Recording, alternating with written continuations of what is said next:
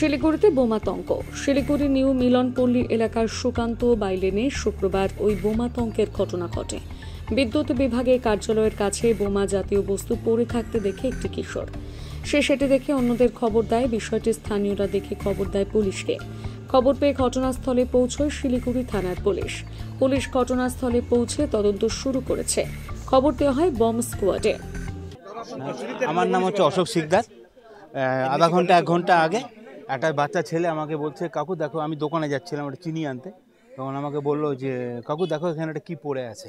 তখন আমি ওকে বললাম যে ভাগ এখান থেকে, কিছু না এটা। তারপরে দেখলাম যে সলতা আছে, ছবিটাও তুলে আমি টেলিফোন এক্সচেঞ্জ অফিসারদেরকে ডাকলাম। ডাকার পর সব অফিসাররা দেখলো, দেখার পর বললো না সত্যি হতেও পারে বোম। কি দেখলেন, জিনিসটা কেমন দেখতে?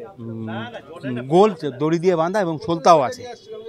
এখন আতঙ্কিত ভয় আছে, দুই পাশে ওয়াল আছে, আমাদের পাড়াও কিছু বাড়িঘর আছে, এই জন্য ভয়ে আমি থানাকে ফোন করলাম। পুলিশ আসলো, পুলিশ আসার পরে এখন দেখি কি বলে, ওনাই বলতে পারবে।